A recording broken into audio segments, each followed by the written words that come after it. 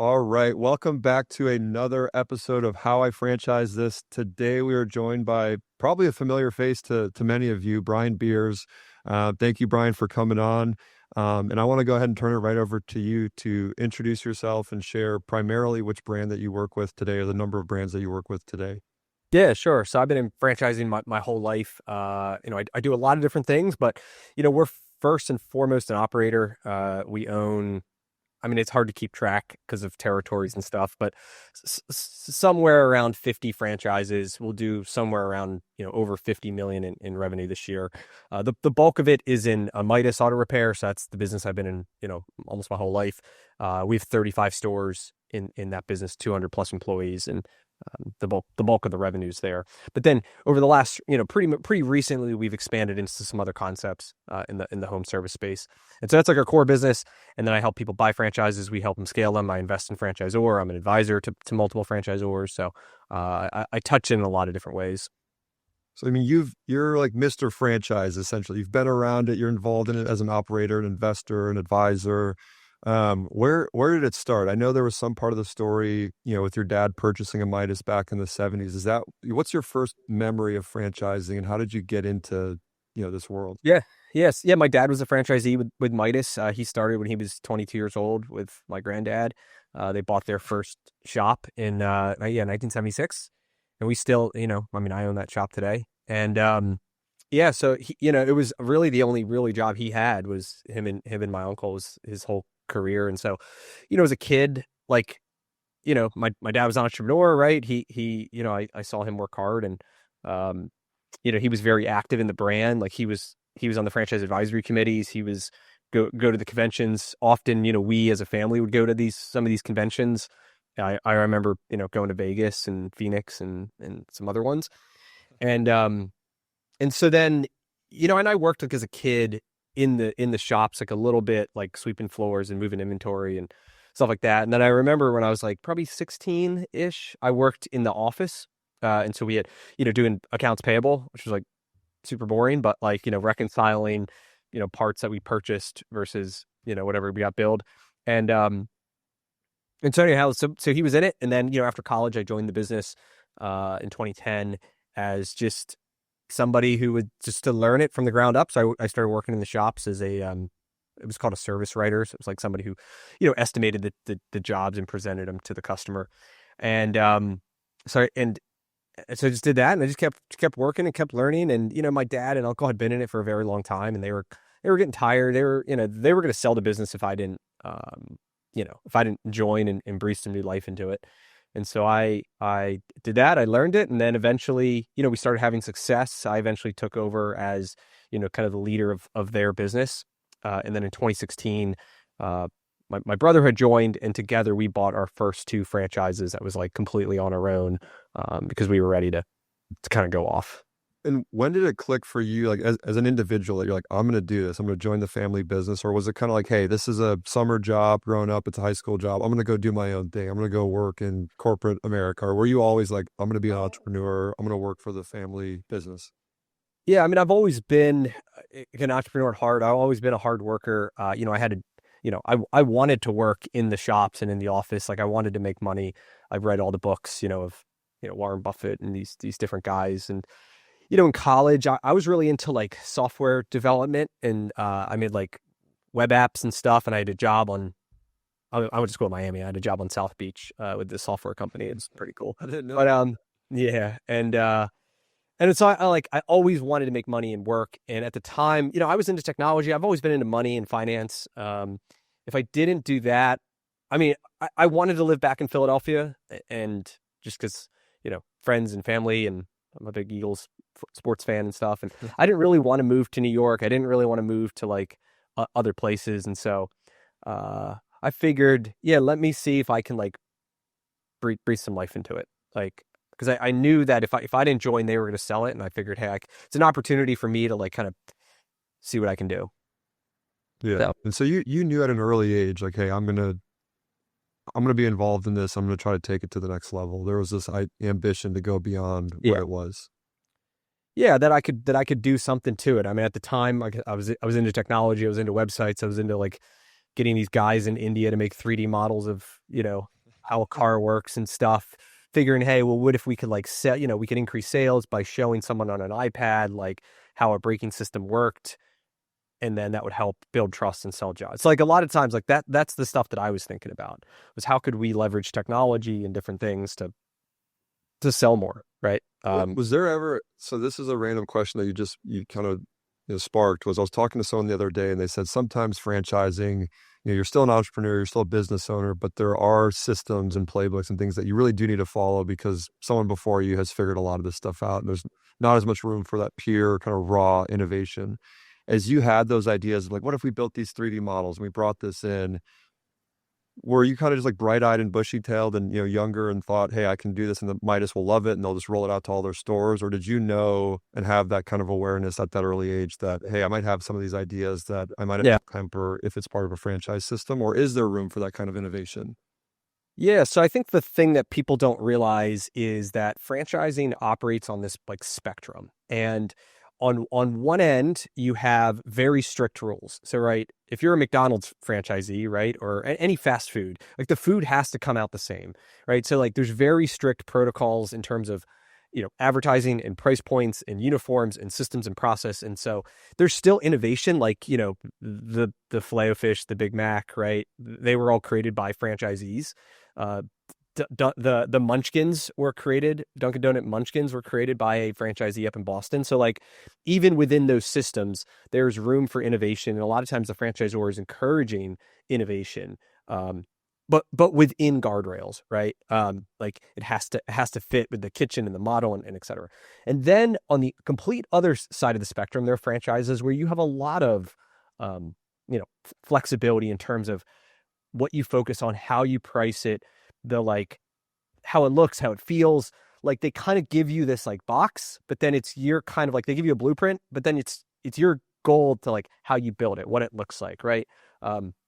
I would say for Midas, like we're somewhere in the middle of that in terms of like, we have guardrails that we have to play by in terms of, what does our marketing look like, right? What are the stores like? What are the services that we provide? Like we can't go and start advertising, we're going to replace glass and install stereo systems and like do body work, right? Because that's not like, that would be confusing for customers if we're out there advertising that stuff where nobody else does, right? Mm-hmm.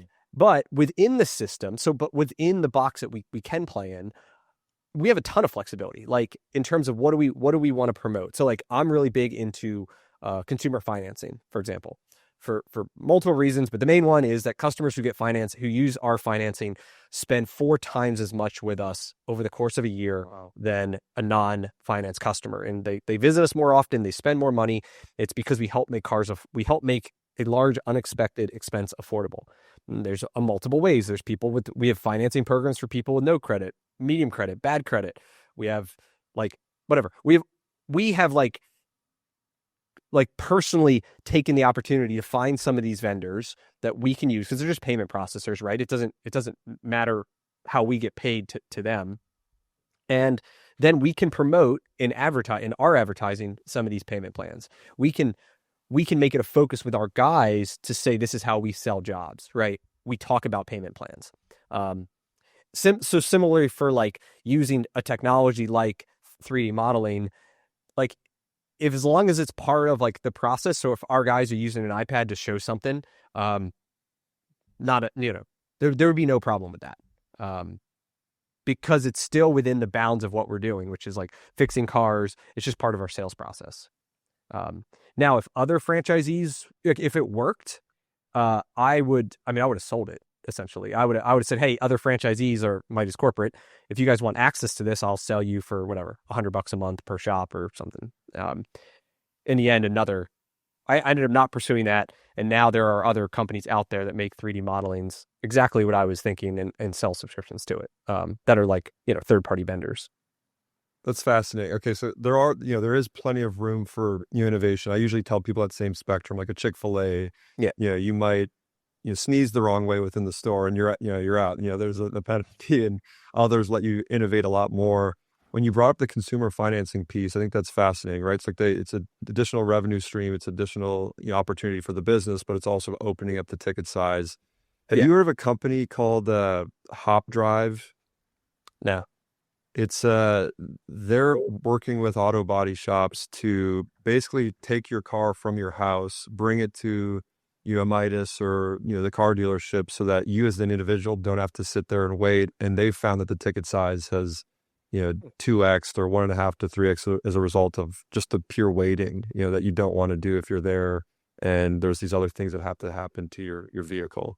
So I wanted to share that. I don't know if that's something that's Yeah. No, it's interesting, but interesting. um, I want to get back to the story. You said you and your brother, I think you said you were 22 years old. That's when you started looking at buying more locations. When you guys transitioned into really starting to operate the business from where your father and your grandfather had taken it, was there a lot of cleanup? What did that transition look like? Or was it already in a pretty good spot and it was ready for you guys to start scaling it? Yeah. So for like, so essentially, they had their it was 6 stores. Um, the me and Chris bought two more from a franchisee that we knew that wanted to retire. So we form a new entity. Me and him are 50-50 in that business. Um, we then we kind of knew that all the growth that we wanted to happen would happen in this new structure. And so the 6 stores would kind of stay there. I was still involved running them. Right. Like I was still the leader of it, but now we had like 8 stores. I had these 6 that I was the employee of, but had minimal ownership in. And then these other 2 that I was 50% on. Right. And how do you just, I know it's tactical, but like, how did you go about financing those first? I think for folks listening who are like, all right, how do you do this? Like, what's Yeah, the, so I bought them both for $625,000. We had banking relationships at this point, so we got an 80%, loan on it. So we needed $130,000 down essentially. And so, I had 65,000, my brother had 65,000, so we both put in the money. And which was just savings from working for yeah. six years. And or more than that, but 6 years in the business. And because I've been working forever. But so anyway, yeah, so we financed that, just conventional financing. Funny enough, it was actually one of the only bank loans. I think it was the only acquisition bank loan I ever got is the first one. Um, Really? and then yeah, the rest have been we paid cash, we paid seller financing. Um, yep, that's it. Why do you think that is? Is it because, hey, you'd rather do cash and seller financing and not carry any? Yeah, I mean, it depends. Like, I could walk through a bunch of them, but like, so in 20, so that was 2016. We get these stores going. The best thing about buying from older franchisees that want to retire, or any sellers really, is a lot of times I find that they're not putting a lot of money back into the business. Because it's not like they just wake up one day and sell it, right? They've been thinking about selling it usually for at least 2 years, and usually from the moment they think, hey, I might want to sell this, they become extremely cheap. At least the people that I've bought stores from, which is fine. I'd probably do the same thing. Uh, and so like you go into these things and there's tons of easy wins, like airlines that don't work, computers with Windows XP, like the shop's like dirty. They're not really spending any more money on advertising. So we get in there and like, I kind of have this basic playbook, which is like we make the shop look good. We fix all the basic stuff. We upgrade, I'm like, both my brother are like tech people. So like we upgrade all new computers, all voice over IP phones. We use Slack. We get guys on ranking. Like we use whatever. We rank everything on sales. So we have like a pretty good tech stack. We get employees on like performance driven compensation plans. So like there's a bunch of things that we do that are kind of like our flavor, right? That are we all operate the same brand, but each owner runs it differently. And so anyway, we have some quick wins. We're doing good. I build relationships with all the other franchisees in the brand, so they all know me. There's another one I'm friends with. He just got a dream job in North Carolina, or his wife got a dream job in North Carolina, wants to sell it, list it with a broker. But like, the process to sell a franchise to an outsider is extremely painful, right? Because like, not only do you have to approve and they have to like you, but the brand has to approve and they have to go through training. Like anything at the last moment could fall through. And for this guy specifically, he was moving. He didn't want to have to think about it. The worst thing he thought is like, if he got to the finish line, this thing falls through and he's already like in North Carolina, like he's, what's he going to do? Right. And so we bought that store for $100,000 cash, something like that. And it was making like $100,000 a year, roughly.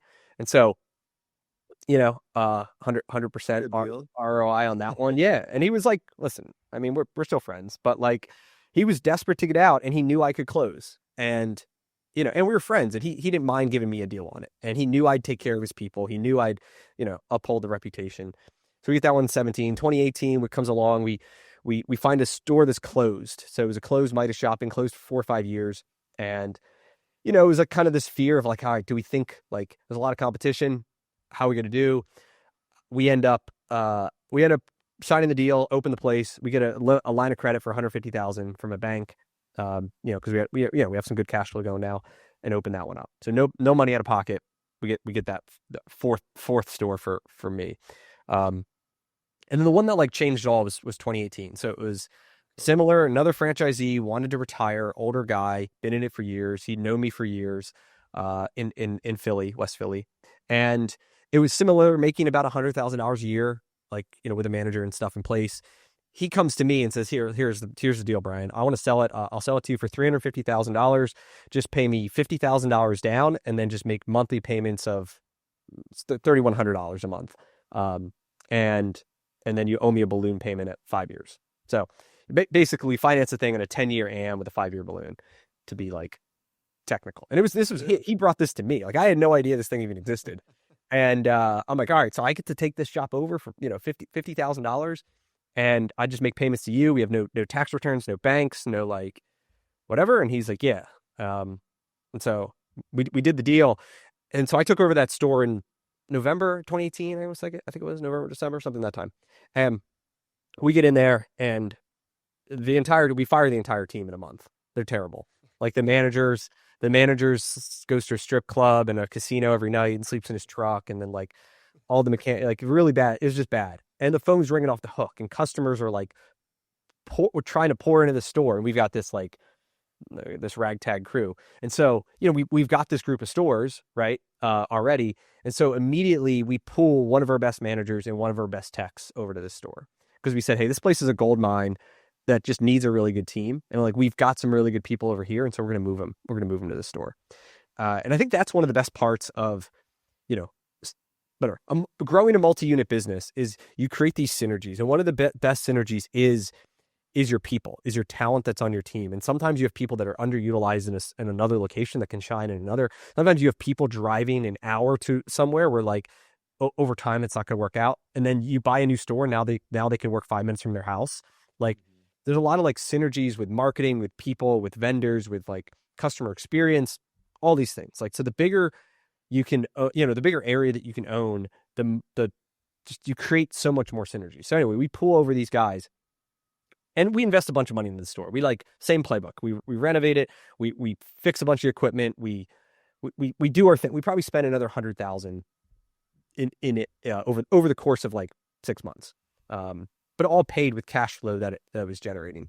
And then we took the business from making about $100,000 a year. I think we made $300,000 the next year, which included paying the 100 like crap. So currently that store probably makes $300 to $400 a year.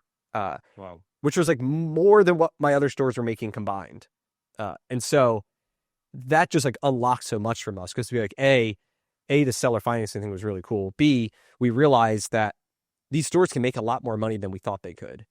And it's really like, we got to get the right people. And so for the other stores that were still like in the 100K range, it was kind of like, hey, we got to fire, like we need to make some changes, right? Because these stores can make a lot more money, and we have the ability to do that.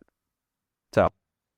And that's when the light bulb went off for you and your brother, right? It was 2018. You start to see seller financing. You're starting to experience, you're calling it synergy. And, I'll tell people it's like local economies of scale, right? Like if you start opening Midas in California, but you're in Philly, like it's possible you can do it. But if you got them all centered, you get that local economies of scale. So these things start to trigger for you and your brother. Is that the moment when you thought, hey, like there's a real path here to build significant, wealth? You were already doing well and you're already successful, but was that the moment you were like, we're all in, or were you? Yeah, I think it was that. And then, so we did another in 19, and then COVID. So so I always had this fear, or not fear, but like this belief, I would say that like our success was because of me, right? And that because I was, I lived like, I could get to every store within, 40 minutes, let's say 30 to 40 minutes.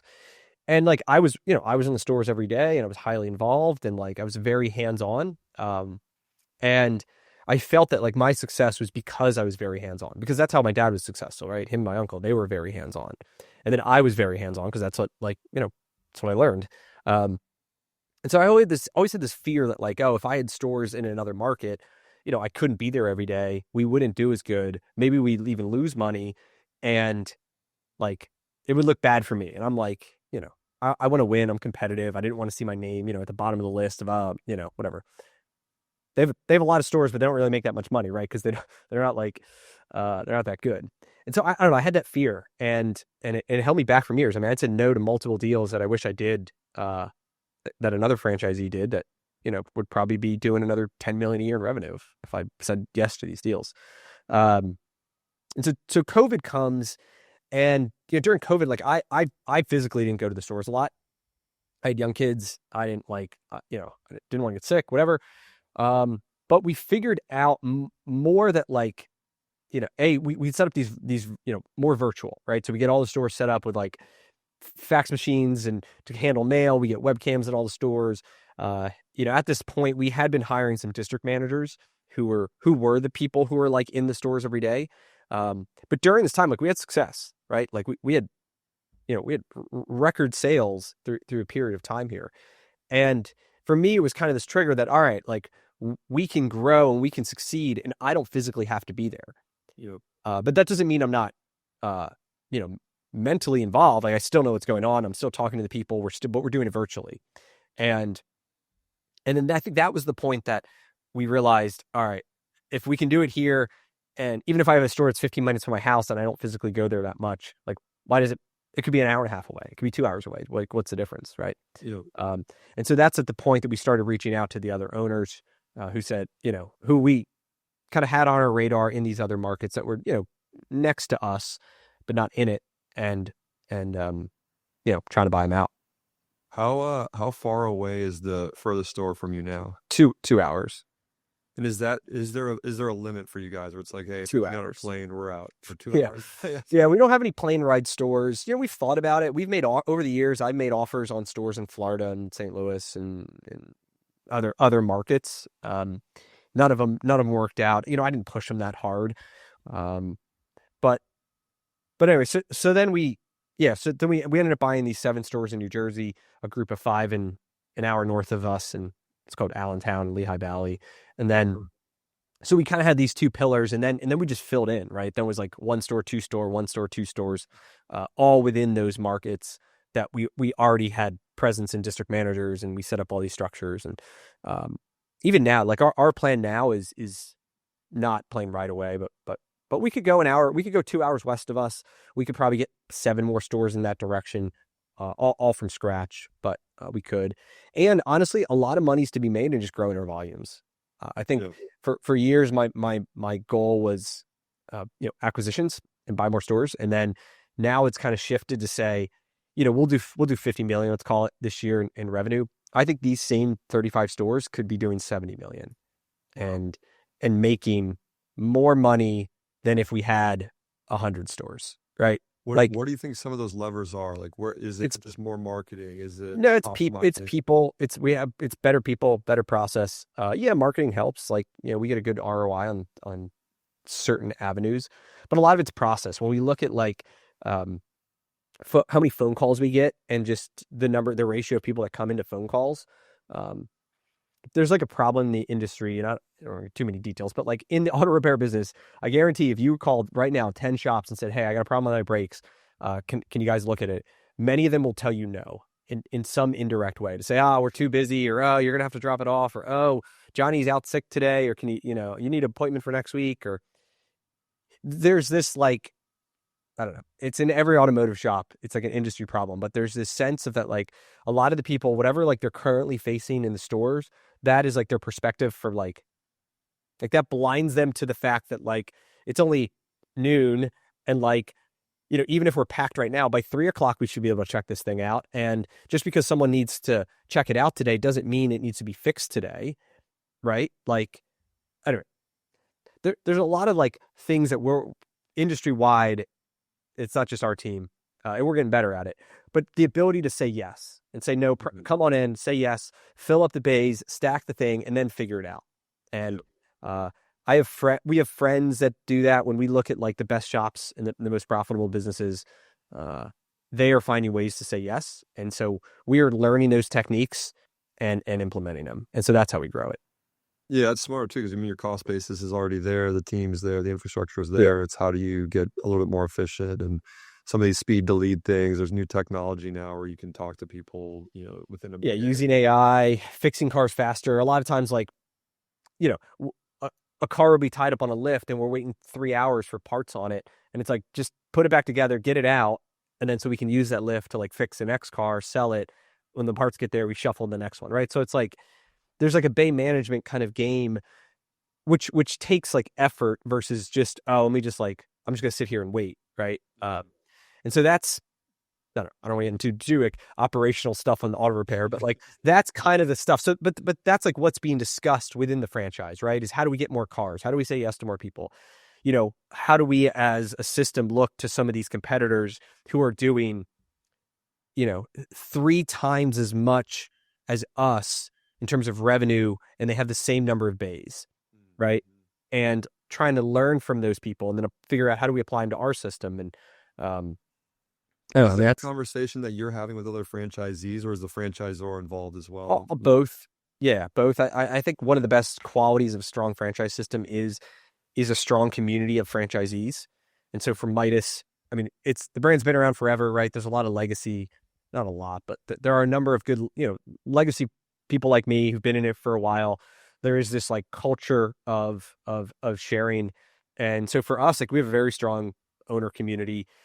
Owners will put on like regional meetings themselves, and the corporate helps. Like they might, they'll pay for the hotel and the room and the food and stuff, but it's franchisees up there presenting what's working in their business, sharing their P&Ls, talking about pricing strategies, hiring, how we're using AI, all the different things. Yeah. And then What I've been part of yeah. other franchises. It's not like that at all. And like the franchisor doesn't even want franchisees to communicate to each other. Because they're afraid of like, unionization type. Mutiny. Is there any point along your guys' journey you thought like, hey, we're getting good at acquiring businesses, operating businesses. Let's go do this independently? Or was it always like, hey, franchise No, is the no, way? I've never had an interest in uh not franchising services. So we have other franchises right now. But I don't know. I like being part of a franchise, right? Like I like so, so here's like the best way someone else explained it to me. It's like every business has all the same functions, right? You have to have the idea. You have to have a business model. You need a software stack. You need a branding. You need marketing. You need then like operationally, not only figure out what are we doing today, but what's the future? What's the R&D? What's the sales process? You have backend, you have finance, you have hiring, there's like all these different things that every single business has to do. And the whole point of a good franchise is that the brand, the franchisor handles a lot of the stuff that to me like isn't that fun. Creating a brand and marketing and R&D and software stack and tech stack and operational excellence and like figuring out what are the new trends and testing all this stuff. Like I don't want to deal with any of that. What I want to deal with that I'm good at is like is the operations, which is like how do we deliver the service in the most efficient manner? Like how do we sell? How do we make people happy? And then, on the back end, obviously we have to hire people, we have to lead our teams, we have to deal with our own finances and stuff. But for me, like there's no way that I would have the size business that I do today, especially in automotive, if it wasn't a franchise. Yep. Yep. Because I'd be so bogged down with all this other stuff versus, what I can just focus on what I'm good at, which is just, the making money part. Yep. I mean, as you scale, I mean, so beginning of the journey, right, was like 6 family stores. You and your brother start, you get your two, and then boom, it just starts snowballing. At what point for you guys, um, what was the hardest stretch? I mean, I'm sure at this point you've got systems now, like you said, it almost gets, I don't want to say easier, but there probably is this point where Yeah. like things do level off. Where was the part where it was just grueling? Was it, from 2 to 10? Was it 10 to 20? Yeah, the What was the the the friction? hardest there's a couple jumps. Like so I break it down like three. There's three big jumps and three phases.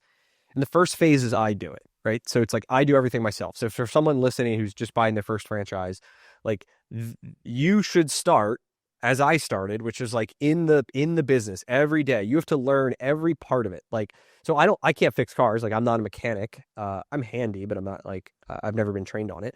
But I worked with the mechanics. I know how the car works. I could sell the jobs. I could build the tickets. I could hire them. Like I hired so many of them and worked with so many that I could know if this guy knew what he was talking about or not. Right. Even though I couldn't fix it, I can ask him enough questions to know this guy knows his shit or he doesn't. Yeah. Uh, and so I learned all that stuff, right? And then I had success in the role, which you have to do. I talked to so many people looking to buy their first franchise, and from day one, they're like, you know, want to act like me owning 35 stores. Like, oh, I'm just gonna go hire a bunch of people. I'm just gonna like put a bunch of money and like, oh, I'm just gonna like things just gonna work. And it's like it's not that easy. And you need to like go through these. You have to earn it. And so that's stage one. So that has a lot of challenges. It just in terms of like learning the business, getting the model down, figuring it all out. Once you kind of master that, though, the like trades side of it, I'd call it, then you move into the phase called we do it. And that's how like you then start building a team and we do it together. And like I'm going to hire somebody to replace myself in the role of the manager. To do that, I need to hire the right person who's a sponge, right? Who listens to everything. They follow my instructions. I have to be able to delegate them. I have to be able to like let them make mistakes and let them fail and like, coach them. And a lot of people struggle in that phase, right? Because it's like you only have one or two stores. Your income is totally reliant on that person's performance. If they pick up the phone, try to sell something and they totally bomb it, you just want to like grab the phone from them, right? And like do it yourself.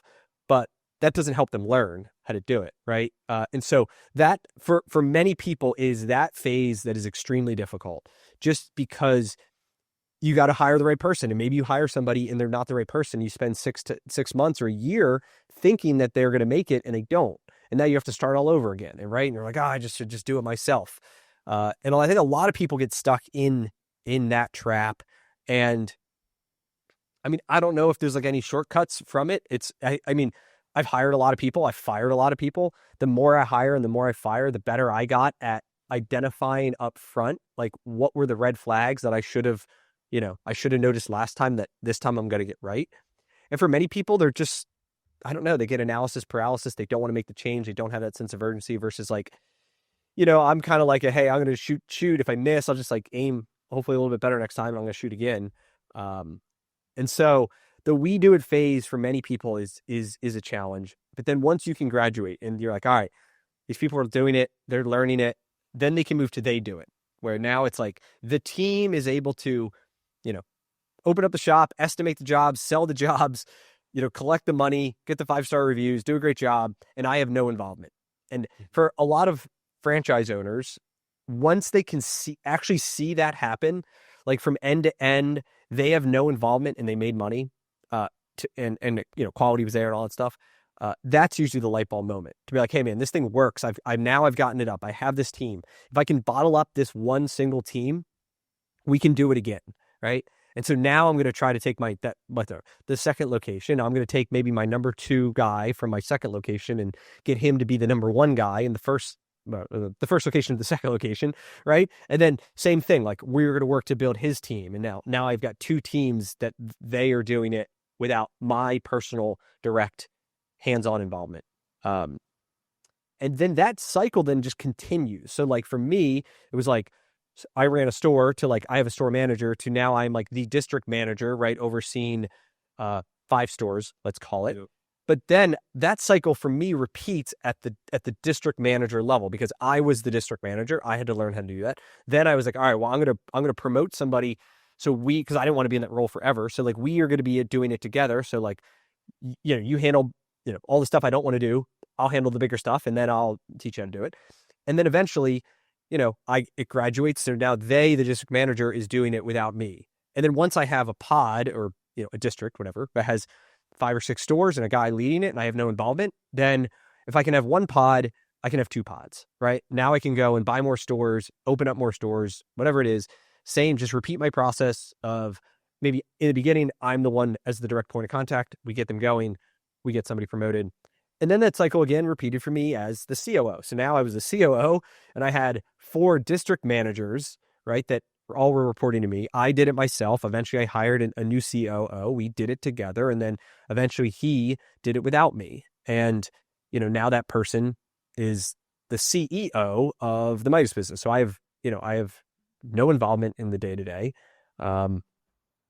And, you know, he's now leading it. Right. And so, I think that cycle, as someone thinks through it, is the hardest part. And it repeats at every level. And a lot of times people just get stuck in the I do it till we do it at whatever level they're at, whether it's whether it's 1 to 2 or the 2 to 4 or the 8 to 16 or whatever. It's like these doubles.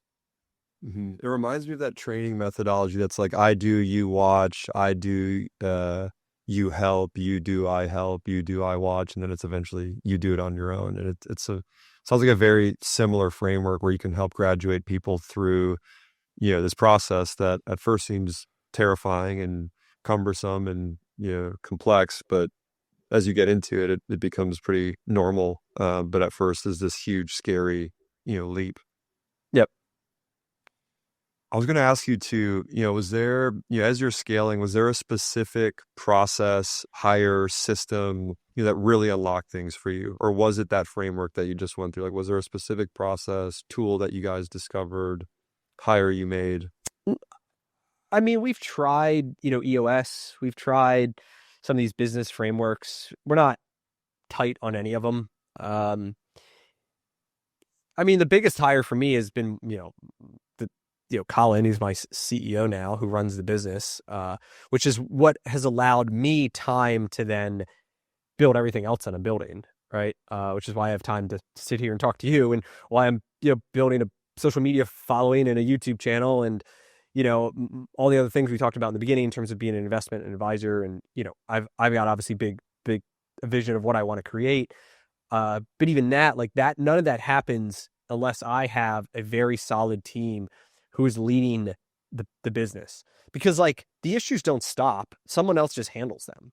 Yeah. So it's just not me getting the phone calls. Like, my phone literally used to ring when I was the district man. It was 100 times a day. Either I called or they called, because I was hiring people. I was dealing with the shops, the vendors, I was the point of contact for everything. And I think a lot of owners are kind of feeling that, right? That I have literally no time, and you get up, you're working 6 days a week, you're tired, you're burnt out. You're like, how could I ever do anything more than this? How could I have double the amount of stores? I can't have 200 calls in a day, right? You think it's your brain processes as a linear problem. And you see there's no more that you can do. And I was always under this mindset that even back in 2017, I remember doing this, of thinking basically the only way that I could have freedom is if I had another person handling those calls, right? And the only way I could afford a high quality person to handle that is going to be at least $100,000 minimum, if not significantly more.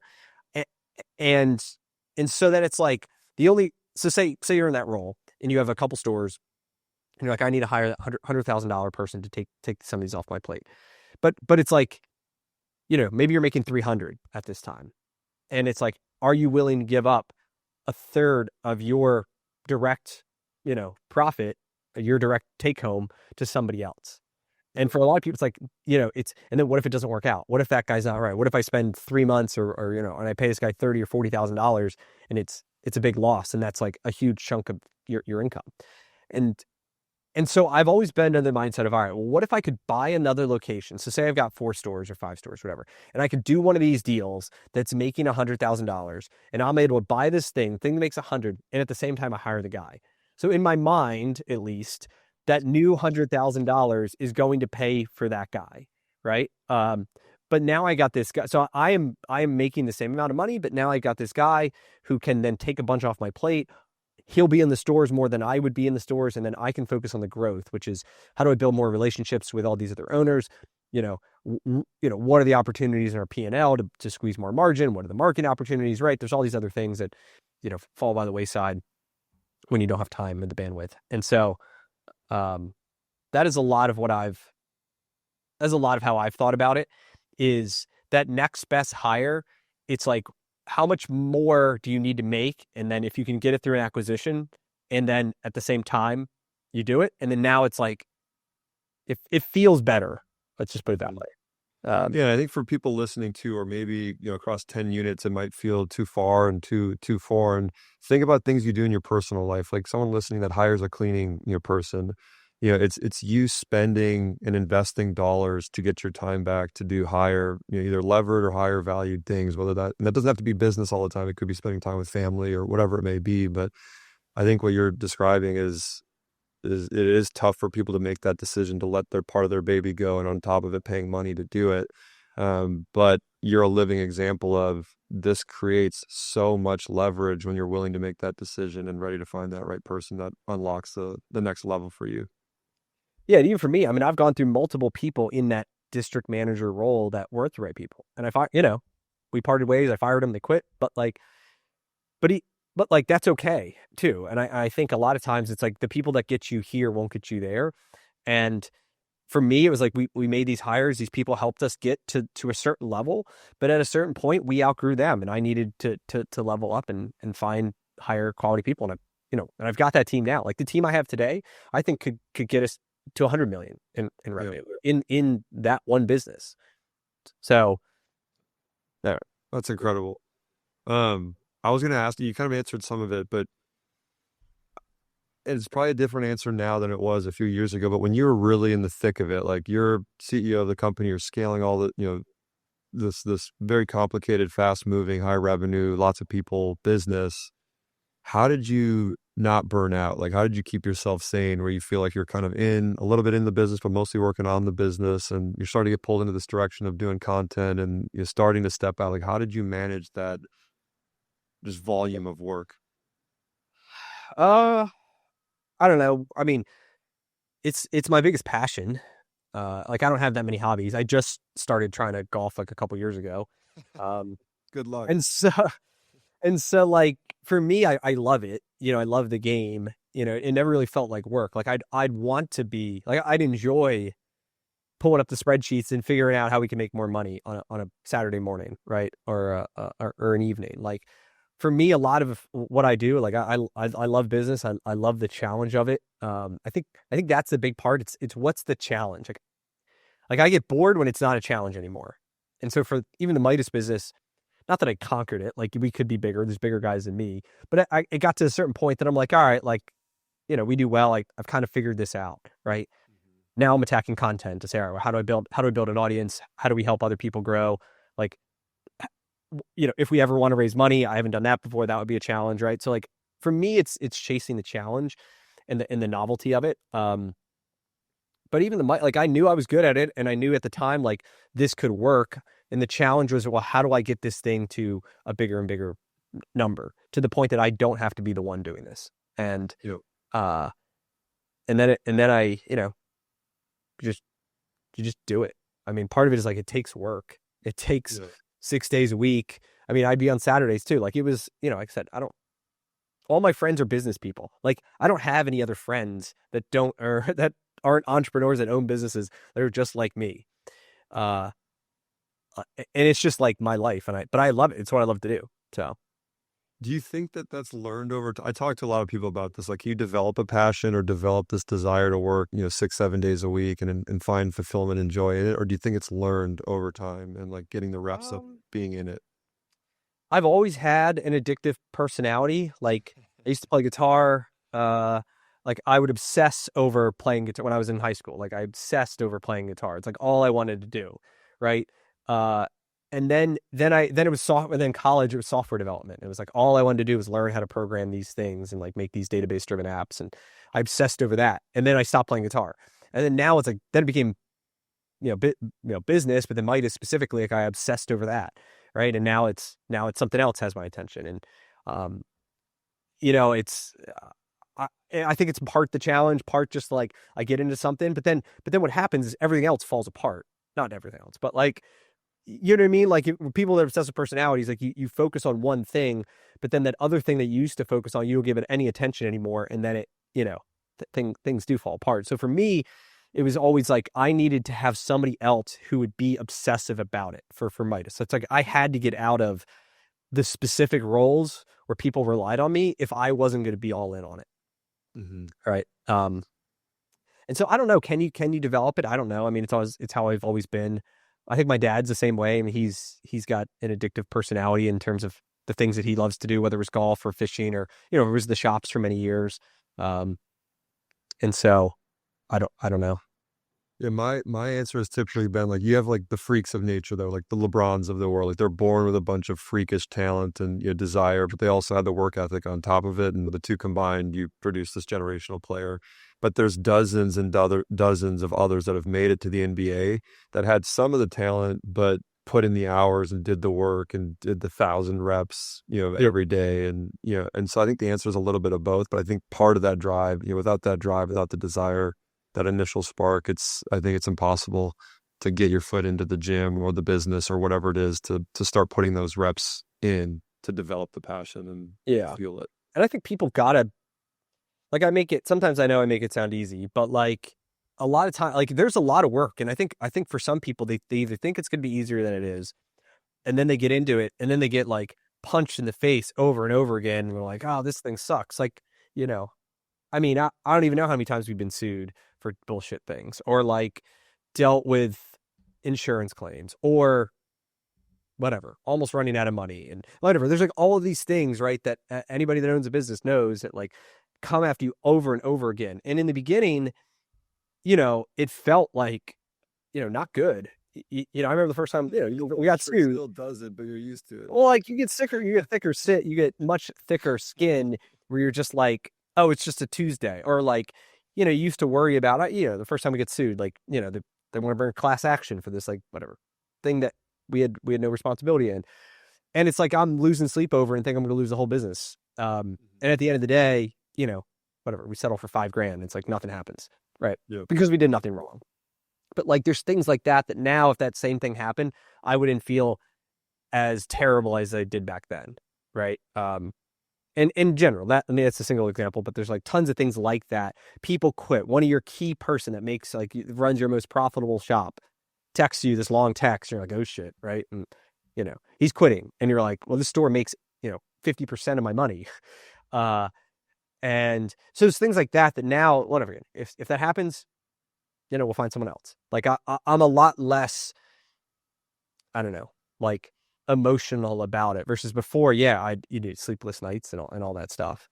But it becomes easier with time because you get the reps. And if you have more stores, each store has less of an impact on the total, right? So you dilute it and you spread out the risk and like, there are a lot of like benefits, of growth from that perspective as well. Yep. So I think that's good advice. I think if you're willing to put the reps in, you can develop that passion if you don't have it today. I think some people are worried about that. I don't know what I'm passionate about. I don't know what to do. And I think the good news for those listening is you can develop that over time if you're willing to do the hard work, put the reps in. And same with the expectation setting. If you go into it knowing you're going to get punched in the face, it's not going to be as easy as you think it is. You're going to get sued probably at some point. You'll develop that thick skin as well. It's going to be terrifying at first, but over time, it does become part of the game and you get used to how to handle it and navigate it mentally and emotionally. One thing I want to flip gears to, I know, you've hired a CEO now, you're starting to expand beyond automotive. What drove that decision? What's the big vision for Brian Beers? Like, what is it that you're after? Is it just pursuit of learning new things, developing beyond, what you've started, or what's driving some of that? Yeah. So I think for me, yeah, a big part is just the challenge of a new, frontier. I think that's realistic. Yeah, so we're doing a couple different things. One, yeah, so we've expanded into some other franchises that we are franchisee in home services. I'm an investor now in two franchisors that I'm on the board and an active advisor for. Through social media, we help people find franchises. I've run a group of a mastermind of other franchise owners, and I am helping them pretty much with the exact conversation we just had to say how, where are they at? A lot of them are in the I do it, we do it phase. How do we get them to kind of that next level and then, repeat the process? For some of the franchisees, we'll partner with them to say, hey, listen, we have all the playbooks, we have the ideas, like we know what to do, we have this whole team, and we help them run this playbook that I just talked about, in exchange for a piece of the upside. And so for me, I mean, I like seeing other people succeed. Franchising obviously has like created a tremendous amount of success in my life, and wealth and freedom, and all these things that I think a lot of people are after. And, I get fulfillment and joy out of helping other people achieve that same vision and goals. And so, I like, I'm lucky enough to choose how I spend my time every day. Like I literally wake up every single day and I can decide that day, what do I want to spend my time on? And so I should spend it on things that bring me joy. Right. And so for that, it's making YouTube videos. It's, helping people like quit their jobs, find franchises, and our partners, it's helping them take the business from making 150,000 to 400,000 in 18 months for one of them, and the other one's right behind them. And so like, and having those wins, right, and seeing those people then achieve that, like that for me is fun. And so, and then on the franchisor side, I mean, I get a lot of brands that come to me, and because I can see I can see it through both lenses, right? I see it through the operator lens of somebody who like has been there, who's scaled it. And then I also, we talk to a lot of franchisees who want to buy it, be like, all right, is this interesting for someone who's looking to get in their first thing? And I have a lot of friends that are franchisors. So like I have a lot of knowledge on the inner workings behind the scenes, the money guys who want to, invest in all this stuff. And so I find myself in a unique position in the center of it all. And, working just to figure out what direction that I want to go all in on next. And I have a pretty good idea of it, but, I like it all. So. Is it too soon to share any of that where you want to go all in next? Yeah. I mean, I think it's helping franchisees grow, right? I think that I am more passionate about helping the little guys, me, right? I am more passionate about helping them achieve the success than I am, helping a franchisor get a private equity buyout, right? Mm-hmm. Like, because those are usually the two paths that people go, right? Or it's like us continuing to grow on our own, right? The third path is like, what if we expand into another brand like Midas? I get into chicken or whatever, fitness, or right, other home services.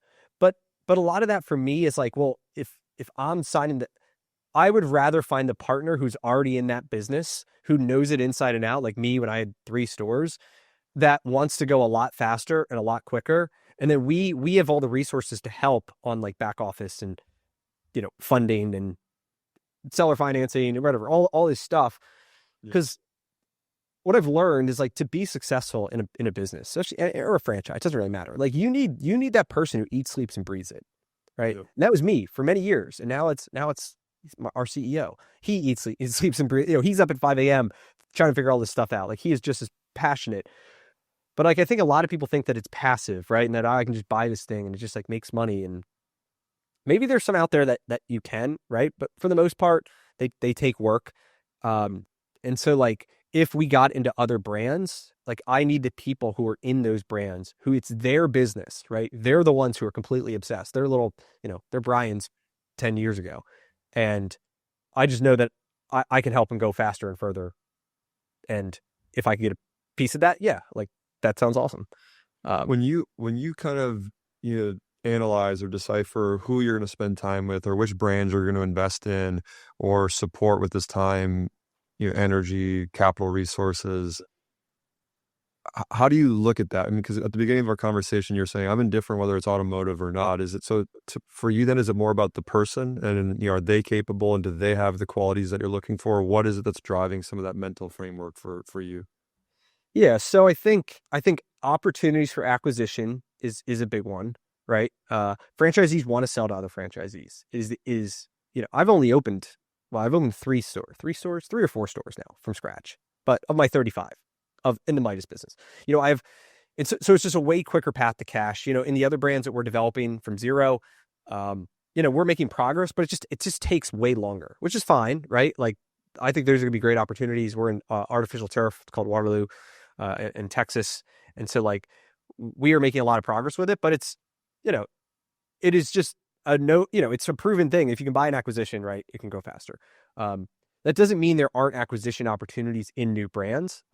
There definitely are as well. A lot of times people get into it, they're not the right fit. Who are they going to sell to? They're going to sell to their neighbor. And so even in those businesses, there are acquisition opportunities. And so that's what I'm looking for. Number one, it's can we grow through acquisition and develop, not just development. I talk to some people and they'll have like, 5 to 10. They bought 5 to 10 units of a retail concept that's going to require, I don't know, not to pick on the laundry business, but like it would cost $5 million to build out 5 laundry labs, probably, Yes. right? Yes. Like, and it would take you how long to find all those properties and find all this thing? Like, it would take you years, Yeah. right? 3 years probably to build out Yeah. and $5 million. And like, there is a place for that. Great for tax depreciation, right? I don't know. There's probably a play for that, but for like where I could go in and find a guy who like is making 150 and he's got 10 other like franchisees in his neighborhood that want to retire, and we can literally just do the same thing. That is an easier path for me than Yeah. to say, let's go develop 5 laundry labs in, So you're looking at like market dynamics, like industry dynamics. Are there? relatively light capital, like not huge capital outlay, because a lot of these franchises are people driven, and one good hire can literally double or triple your profits, and create a pipeline of other people because they're good leaders. So I like ones that are sure. I mean, consumer facing, sales driven, acquisition opportunities. But yeah, indifferent. Otherwise, I mean, I have friends in food, like we're working with them to help them buy more food franchises. Very similar economics to running an auto repair shop. Very similar in a lot of ways in terms of like org structure and margins and some different, they're way more process based, which I like. But yeah, it works in anything. One of mine's a senior care. One of my partners is a senior care business, and we crush it. I So think that's a category. I think obviously with all the aging boomers and retiring folks, and I think that's a category that's only going to grow the next 5 to 10 years. Speaking of that, are there any sectors that you think in franchising are totally underrated right now or overhyped? I guess both sides of it. What are categories you're really excited about that you don't think that we're paying attention to? And then what are some that you think is getting, way too much attention? I don't know. I'm always skeptical of totally new industries, and there's like a ton of players who enter the space at the same time, just in general, right? So like, and this may be and all these may be great opportunities too, but just my skepticism is around, I don't know, like indoor golf simulators. There are now, I don't know, 10 companies at least that are franchising out indoor golf simulator concepts. I would love to have one right by my house, by the way. So if any of them want to come, like in my area, I would happily be a customer. But I think at a certain point, it becomes saturated, right? Where like how many there are, you don't really know who's going to make, who are the ones who are actually going to be the ones that are going to make it for Crumble Cookie, right? It's like there's a ton of cookie guys. Crumble's obviously the king. All the other ones are literally, crumbling. But like if you pick the other brand because you're like, oh, cookies is a thing, right? Let me like ride the wave. Let me be the Burger King to the McDonald's type thing, and it doesn't work out because you just get crushed by the competition. So I get concerned when they're new brands or new industries, and then you've got a bunch of like copycats, and you're riding the waves of these copycats, and like I don't know, in a retail concept where you're going to be investing $300,000, $400,000, $500,000 for a build out, right? Mm-hmm.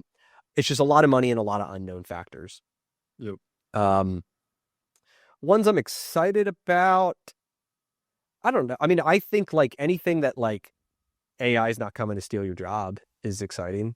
Senior care, I think is a great business, right? People are getting older; they need help. Caregivers is obviously the biggest challenge in that business, but they are not going to be replaced by humanoid robots anytime soon. Cleaners, house cleaners, maybe. That would be a business. I don't know if I'd invest in a cleaning business. So I think through that, or like, what are the businesses I'm excited by? What are the businesses that have been around forever and will continue to be around forever? Warren Buffett. Are the ones that I like. Value franchising. It's just like long. Yeah, they've just been around there, and they're going to continue to be. So auto repair has been around forever. It will continue. It'll evolve, obviously, but like it's going to be a long time before robots have or fixing the cars to the level that I think Yeah. we could do. So like Is it? HVAC, plumbing, Yeah, electrical. all the trade. I mean, all the trades are good. I think like I have friends in children education that do really well. Even because it's like some of the in-person stuff too matters. I have a friend that owns like a little like a kids gym. It's the kids go and run around, right? I don't know. I think there's a lot of opportunities. I think you just have to think through it of like what does this business look like in 10 years? Hmm. And go from there. All right, we're getting towards the end of time, so I want to make sure I ask like one or two questions on kind of just your reflections, advice on franchising, and then want to close out with a few kind of fun rapid fire questions. Does that sound good for you? Sure. Awesome. So one of the, advice questions that we always ask guests is you've been in the franchise space for, a decade at this point. What's something you think people totally get wrong about franchising?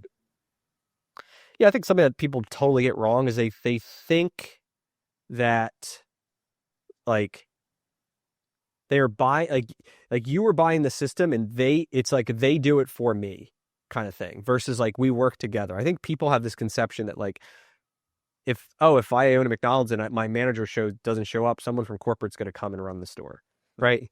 Like there are people who think that there's this like versus like it's a you know here's the playbook, you have to go and run it. They think it's like they're going to do it for you. I don't know if I explained that right, but it's like that mindset around what it takes to run it. Um, It's still your business. No one's going to come save you but yeah, you. like I am an entrepreneur that happens to run auto shops that happen to be a Midas brand, right? But like at the end of the day, I wake up every day and my team wakes up thinking, how do we make more money for ourselves? We don't think, what does what does Midas want us to do today? What are the corporate initiatives that we need to make sure we Yeah. follow, right? Like it doesn't happen. Like every day I wake up and we think, how do we make more money? Who are the people we need to hire? Where are we faulting? Where do we need to push levels? Like it's the same as any other entrepreneur. We just It's your name on the entity formation docs. It's your name on. everything. Yeah, like I think that's the misconception is like you think you're like this corporate like subsidy, but in fact, and on the spectrum, there are some franchises that are more like that. I'm not gonna like let's get franchising is like a model. It's not like this. I don't know. Like everyone's the same and every franchise is the same. It is a business model of having partners and shared resources. But beyond that, it is 90% you. Yeah. So I like that kind of analogy. Like it's a model, it's an asset class. Like if you say you're a real estate investor, that could be short-term rentals, yeah, commercial, like, and there's a different flavor and there's different parts of the yeah. How spectrum. much money can you make own real estate? Like ask Sam Zell versus your neighbor down the street that owns a rental property, right? They're both in real estate. Different. It's Very different. uh Franchising is no different. I think different models, different level of oversight, different level of investment operation, but the model is still, or the asset class is still franchising. All right, last reflection question is someone, if anyone's listening right now and they're thinking about getting into franchising, or maybe they have one or two units and they're thinking about scaling, what's that advice for those very early in their journey? yeah, I think the best advice I can give is that the first especially 6 to 12 months is like a knife fight. It is very difficult. And you go in and there's just like all this excitement and then there's just like honeymoon period and then it gets really hard and like you're not making money as quickly as you thought. You're keen people quit, your insurance costs go up, you have accidents, right? Like there's all these things that happen and it's just like all pouring on you and you're like, this isn't worth it, right? Like I think I talk to a lot of people in that phase and I think a lot of it is just understanding, like, and believing this gets better. Like, this is all part of it. And if it was easy, everyone else would do it, right? Like, you're one of the select few that choose to be an entrepreneur, to go out on your own, to take the risks, to try to improve your life. But like, you know, it is worth it if you can get through it. But there's like that dip that you have to go through, and the people that can get through the other side are the ones that win. And I have a friend who was in same thing. He was in my group, and he was going through this dip. It was like, running out of money. And he's like totally, texting me, say, hey, I think I'm going to sell, like, a closed shop. Like this is, and, he'd lose like a lot of money if he did. And, So we said, all right, well, how about you strip everything down? So he had all these extra people he needed. So we're like, all right, fire everyone, right? So he had way too many people. He was way overstaffed. He was spending all this money he didn't need to. So he stripped the thing back to like the bare bones. He went back to the I do it, right? He was trying to do we do it way too soon. He went to the bare bones and like got really tight on his cash flow and like started, working more closely with the franchisors. I think he thought he could do a lot of it on his own. Um, and then 3 months later, he's texting me saying, "Hey, I think I'm going to make it." Like cash flow was going through, was getting better. He was able to finally start hiring people, and he made it through. And then now he's like, now he's doing well, and now he's, things are way better now. And for a lot of people, they would have given up in that phase. It would have been easy to give up. But now he's going through it. He's got tougher skin. He realized all the mistakes he was making. He won't make them again. And they get It's a through it. J curve. It's a J Yeah. curve. Yeah, dips and then you're out of it. And I tell people it's like it's 1 to 2 years of suck. Like it's just there's no way around it unless you strike gold or you capture lightning in a bottle, which is very few and far in between. The majority though is a year or two of this is part of it's just gonna Yeah. suck a lot. You're just gonna have to grind through it. Yeah. Steve Jobs, I think, had this one speech or this internal thing where he's like, "We're cockroaches. If we persevere and survive, that's the name of the game. We got to stay around Yeah. the hoop and be in the game. If you're not in the game, you already lost." Yeah, and I think people think because it's a franchise, they're sold this dream that because it's a franchise, it's going to be easier and that you're going to be making money right away. And that like we have this proven system and playbook and all you got to do is just like write the check and it just makes money. And like, like it should work like that, but it doesn't, right? Because if it did work like that, PE would just own everything, right? Like, but they don't because it's not like that. And there are brands that have higher success, right? Or for me, at the stage I'm at, if I open up new store, I know it will be successful because I already have, all the knowledge, all the experience. I know what a good location is. I have a team I can put there on day one. I know what marketing I should spend on and what I shouldn't spend on. Like I have all this built up knowledge that when we put a brand new person, not necessarily the case, even in the same brand, that I know I would be successful because they're going to be making those mistakes. And the franchisor can only tell you so much, right? And at the end of the day, like you gotta have to learn it on your own. Do you think, in that same vein, do you think it's fair to say being in a franchise system should be easier than doing it on your own? Yeah. That doesn't mean it's still not hard as shit. 100%. It should be easier.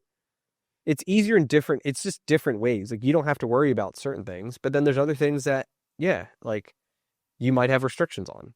And that's all part of like the due diligence and talking to franchisees and like asking all the right questions and getting involved in the franchise community. And like, there's a lot of ways you can de-risk all those things. And I think that's all should be part of someone's process as they work with somebody and they do the right things to de-risk it as much as possible. And I think that's where the opportunity lies. Yep. Totally agree. All right. A couple rapid fire questions, like one word or like one sentence answers. What's your favorite franchise brand outside of Midas? I wish I owned a Wingstop or a lot of Wingstops. They print money. Wingstop. What about a book or resource you always recommend to those looking at entrepreneurship, franchising? Doesn't have to be a book, but a resource podcast. I mean, I love all Ben Hardy's stuff. So, I mean, his newest books, The Science of Scaling, is a solid recommendation. 10x is easier than 2x. Either one of those, all about the same thing, which is like you narrow down your focus, and you can go way further. And it's exactly what franchising's about. It's just narrow your focus on just the key things, and like you can grow way bigger. Love it. And then the last one, what's one word that you'd use to describe what franchising, is or means to you? I mean, for me, it's been scale. That I have the ability to grow it way faster and quicker than I was if I wasn't a franchise. So yeah, I love that. We've had a few guests on that. You hear their story, and they started with 0 in 2018, and they're up to 100 plus units, and it's just I think has to be one of the best models or asset classes to reach significant scale over real estate, over other, paths. And I think it's such an overlooked model in our ecosystem. So I appreciate you saying that. I agree with scale 100%. Last thing. So before we wrap up, if people are listening and they want to, check out more of your content, listen to more of your story, connect with you, where can people go and do that? Yeah, so I'm really focused on YouTube. So Brian Beers, Brian with an I on YouTube. You'll find me with my face in a yellow background. I'm on Twitter, LinkedIn. Those are kind of where I'm the most active. So YouTube, Twitter, LinkedIn, all Brian Beers. You'll find me. And yeah, shoot me a message if there's anything I can do to help someone try to build wealth through franchising. I'd love to do it. So Awesome. Thanks, Brian, for coming on. Incredible story, incredible journey. Appreciate you taking a little bit of time to share it with us and those listening today. awesome. Appreciate it. You got it. Thanks.